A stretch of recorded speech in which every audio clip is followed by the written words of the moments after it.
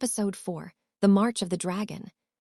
The dawn broke with a blood-red sky as Princess Xian Hui stood before her gathered battalion. Thousands of soldiers lined the field, their armor cold, their faces weary from endless war, yet their eyes burned with hope. Clad in her rigid black armor, hair tied high like a warrior of legends, Xian Hui stepped forward. She did not raise her voice at first. She let silence speak. Then she said, "You have lost brothers. You have buried sons. And yet you still stand." Her voice trembled, not with fear but with pain shared. "My uncle fell. Prince Zheng fell. They did not die as cowards. They died protecting this land." Tears streamed down the faces of hardened warriors. "Today, I do not stand before you as a princess behind palace walls. I stand as one of you. If you bleed, I bleed. If you fall, I fall with you." She drew her sword and knelt. "Fight with me, not for crowns, but for the people who sleep believing we will protect them." The entire battalion knelt as one, swords striking the ground in thunderous unity.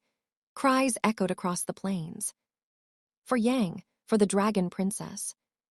In the battlefield, the march toward the front lines was relentless. Snow turned to mud, mud turned to blood. Princess Xian Hui rode at the front, her blade never resting.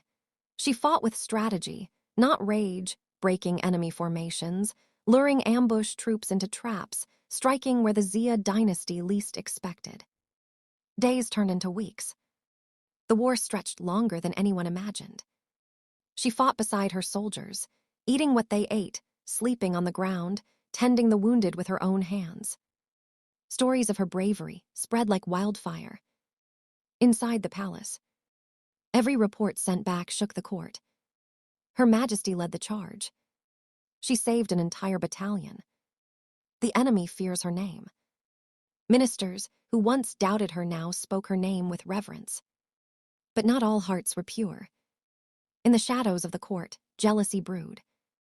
Whispers grew louder. A woman should not shine this brightly. If she wins too much glory, what place will remain for others? Yet outside the palace, among the people, only one truth echoed. The Dragon Princess fights for them. As the war raged on, one thing became clear. Xian Hui was no longer just the future of the Yang Dynasty. She was its shield, its sword, its fire,